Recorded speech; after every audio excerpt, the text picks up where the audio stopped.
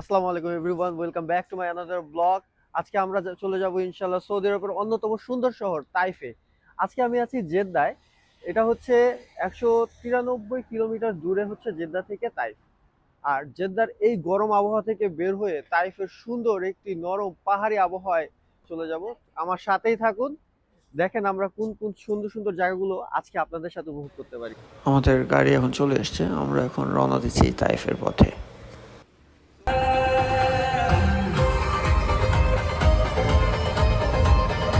তো আজকে আছে ভাই আমাদের সাথে, ফরিদ ভাই, যিনি আজকে আমাদের এই মক্কার হয়ে তাইফের পথের সৌন্দর্যটা ব্যাখ্যা করবেন আর আমাদের জানাবেন যে সৌদি শুধু গরমের শহর না, ঠান্ডার শহরও আর সৌন্দর্যের শহরও।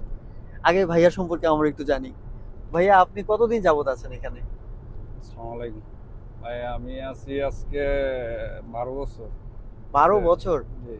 মানে ফ্যামিলির সাথে কিভাবে দেখা সাক্ষাৎ করেন, কতদিন পর পর ফ্যামিলির যান? সাথে হলো মাসে 2-3 বার যাওয়া হয় এইখানে।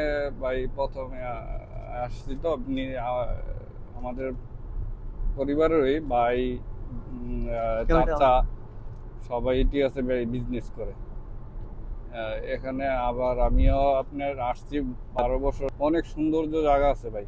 এই যে তাইবে আমরা যাইতেছি, তাইবের মিজে অনেক সুন্দর সুন্দর জায়গা আছে দেখার মতন।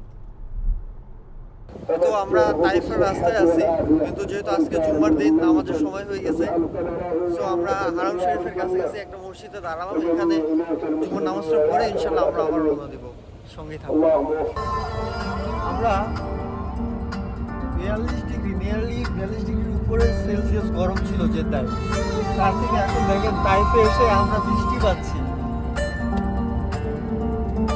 তাইফ যাওয়ার পথে সামান্য একটা ব্রেক নিলাম, কারণ দুপুর হয়ে গেছে, অনেক ক্ষুধাও লাগছে। সো তাইফের বিখ্যাত রেস্টুরেন্ট রামিসায় আমরা এখন খেয়ে নিব। আর আমি তো যেহেতু রিভিউয়ার না, আমি ফুড রিভিউ করতে পারি না, আমি হয়তো খাদক না, বাট আমার ভ্রমণ করতে ঘুরতে অনেক ভালো লাগে। তো যাই হোক, আজকে আমরা অর্ডার করেছি লাহাম মান্ডি অ্যান্ড ফাহাম মান্ডি। অ্যাকচুয়ালি লাহাম হচ্ছে গিয়ে মুরগি আর ফাহাম হচ্ছে গিয়ে খাসি, যতদূর আমার মনে আছে। সো খাওয়া দাওয়া আবার রওনা দিয়ে দিলাম তাইফের পথে। তাইফের পথে আসতেই শুরু হয় অসাধারণ অভিজ্ঞতা, বিশেষ করে আল হাদা মাউন্টেন রোড। এখানকার আঁকাবাঁকা পাহাড়ি রাস্তা আর চারপাশের দৃশ্য সত্যি অবিশ্বাস্য। রাস্তার প্রতিটি বাঁকে মনে হয় নতুন একটা পোস্টকার্ড সামনে চলে এসেছে। গাড়ি চালিয়ে আসার সময় যত উপরে উঠবেন ততই আবহাওয়ার পরিবর্তন টের পাবেন।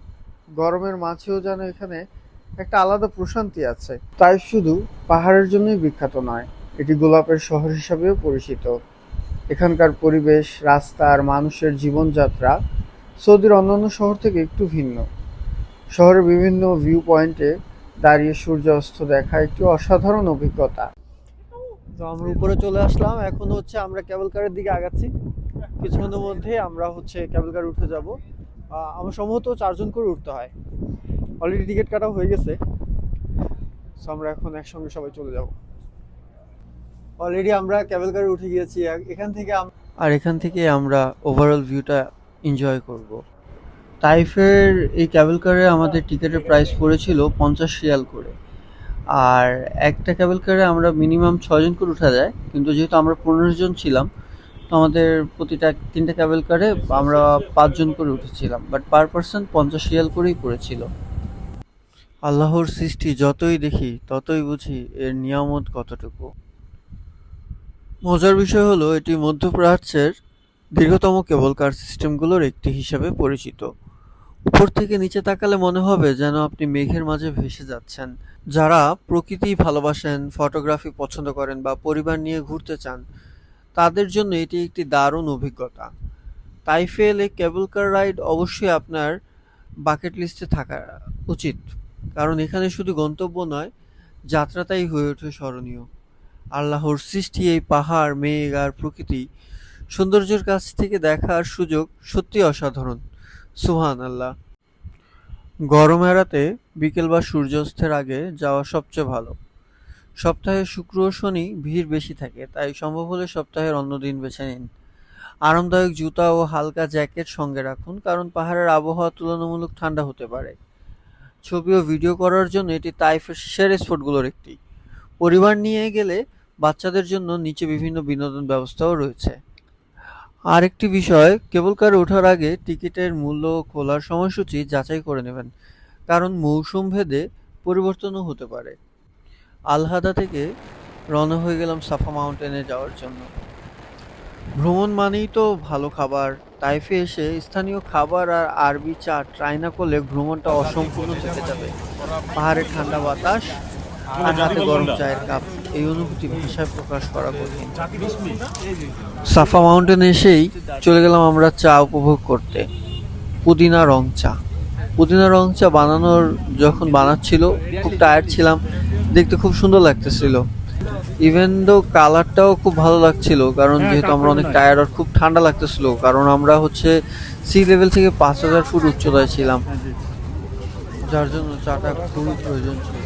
আর দুইটা সকাল থেকে রাত হয়ে গেল, ঘুরতে ঘুরতে আমরা এখন চলে এসেছি আল সাফা মাউন্টেনে, যেখানে আমাদের 300 ফিটের একটা হালকা ছো আছে নীলা মার্কেটের, কিন্তু এটা পশ নীলা মার্কেট, আর 300 ফিটের গরিব নীলা মার্কেট। এখানে আমাদের কিছু ভাই ব্রাদার আছে যারা অলরেডি চা খাচ্ছে, আর আমার চাটা এটা খুবই মজাদার চা, একটু গরম, তাই আস্তে আস্তে খাচ্ছি। আরো সাথে থাকতে এক বৃদ্ধ প্রতিদিন রাসূল সাল্লাল্লাহু আলাইহি সাল্লামের চলার পথে ময়লা ফেলতেন। একদিন তিনি ময়লা ফেললেন না, তখন রাসূলুল্লাহ তার খোঁজ নিতে গেলেন এবং জানতে পারলেন তিনি অসুস্থ। তিনি তার জন্য দোয়া করলেন ও খোঁজ খবর নিলেন। রাসূল সাল্লাল্লাহু আলাইহি সাল্লামের এই দোয়া ও সদাচরণ দেখে বৃদ্ধা মুগ্ধ হলেন। আর এখন আমরা সেই বৃদ্ধের বাড়ি দেখতেই যাচ্ছি। এখান দিয়ে যাওয়ার কথা, ওই যে পাহাড়টা দেখতে পাচ্ছেন, ওই পাশেই বৃদ্ধার বাড়ি।